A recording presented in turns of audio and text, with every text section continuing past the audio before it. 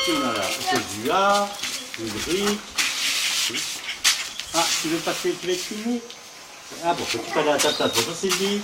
Je m'appelle Daniel Bord et je dirige donc cette petite école en plein pays amérindien, en pleine forêt amazonienne, en Guyane française. Alors nous sommes exactement à Trois-Palétuviers. Trois-Palétuviers, c'est un petit village de 200 habitants qui se situe près du fleuve Oyapock, qui est une frontière naturelle avec le Brésil. Je précise que le fleuve Oyapock, c'est 500 km et c'est la plus grande frontière de l'Union européenne avec un pays hors Union européenne. Alors, si vous êtes riche ici, vous venez en hélico, sinon vous faites comme tout le monde, vous venez en pirogue. Vous avez à peu près 1 heure de pirogue, à moteur quand même, on vous rassure.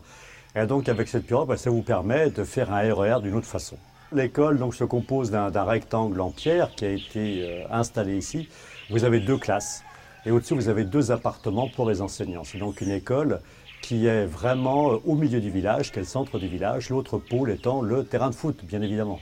Ici, vous êtes en pays amérindien, vous vivez donc dans un monde qui est un petit peu clos, qui est comme un cocon, très rassurant, très sécurisant, mais il faudra sortir du village. Donc la préparation à la sortie du village se fait ici, conjointement à l'enseignement des matières comme en métropole. Nous essayons de préparer donc ces élèves selon 2 axes majeurs, faire venir la ville au village et bâtir des outils pour aider l'élève à comprendre le monde, à construire ses savoirs. Donc faire venir la ville au village, ça veut dire que les élèves sortent du village, vont faire des choses et parfois vont très loin, puisque donc par le jeu d'échecs, nous partons en Mongolie, en Australie, bientôt nous allons partir en Laponie.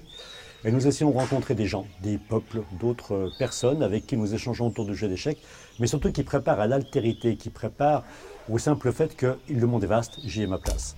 Le second volet, c'est donc bâtir des outils pour aider l'élève à construire des savoirs. Et là, nous bâtissons des outils aussi qui peuvent aller très loin, puisque nous allons bientôt nous équiper d'un sismomètre pour surveiller la Terre. La Terre, c'est quoi? On le sait tous, c'est de la sismologie, c'est des sciences, c'est beaucoup de choses. Ça conditionne aussi une certaine forme d'agriculture, de culture. Nous préparons aussi des projets en aquaponie, qui est donc une manière de cultiver qui est beaucoup plus rentable et beaucoup plus dans le développement durable. Mais la sismologie, c'est aussi une manière d'appréhender sous un autre angle les traditions millénaires, le rapport à la Terre est-elle vivante, elle bouge-t-elle, etc. Donc vous voyez qu'on essaie toujours de conjuguer la tradition, la modernité, pour aller vers une ouverture d'esprit, pour aller surtout vers des outils qui permettent encore une fois à l'enfant de choisir ce qu'il va faire plus tard, de s'y adapter en ayant tous les atouts de son côté sans y perdre son âme. Raconte ta vie, mais c'est exactement ce qu'il vous fallait comme projet. On a choisi l'option la ville du futur. Il faut d'abord raconter sa ville, il faut que ce soit l'enfant qui raconte sa ville, l'enfant qui se projette. Pourquoi? Tout simplement parce que c'est lui qui va la construire, cette ville du futur. Il faut aussi préparer ça en montrant tout ce qu'il est possible de faire, depuis les petits drones à ravitailler de manière électrique, et ces petits drones pouvant après aider à transporter, mais aussi aider à se transporter.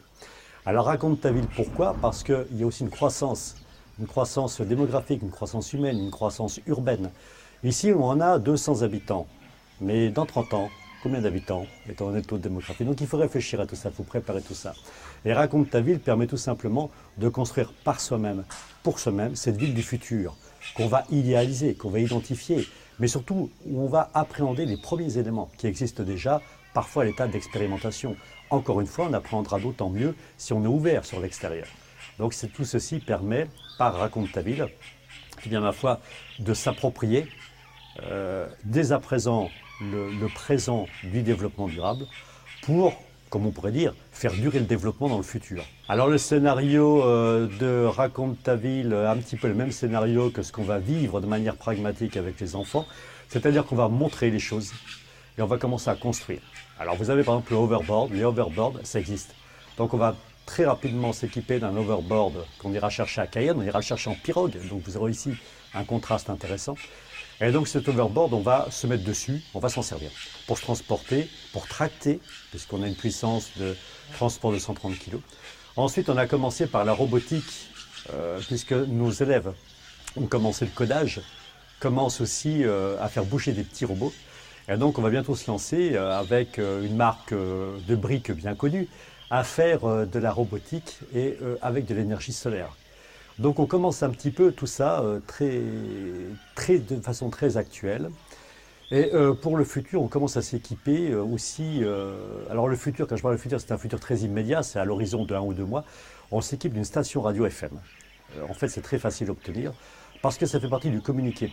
On peut communiquer il y a très longtemps par signaux de fumée, etc. Maintenant, on va choisir une option un petit peu plus efficace et qui est plus en accord avec les exigences du volume de communication. Donc on a déjà testé les talkie-walkie. Il y a à peine quelques mois, on discutait en direct avec Thomas Pesquet à la Station Spatiale Internationale, depuis ce même petit village. Et donc dans 2 mois à peu près, on aura une station radio FM où les gens, tous les villageois vont s'approprier cette manière de communiquer qui est une manière qui existait déjà au XXe siècle, mais qui est celle du XXIe siècle plein pot. Non seulement on peut mener un projet Raconte ta vie dans un site isolé, mais dans un site isolé, vous avez d'une part une vie, et vous avez d'autre part quelque chose à raconter.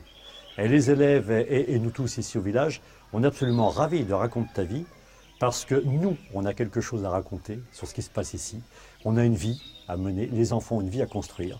Et donc, on va vous la raconter, dans Raconte ta vie justement. Alors, on vous donne rendez-vous pour le clip, qui sera un clip, on l'espère, un petit peu contrastant, dans le sens où on va vous montrer la ville du futur, dans un lieu où on est en plein dans la tradition.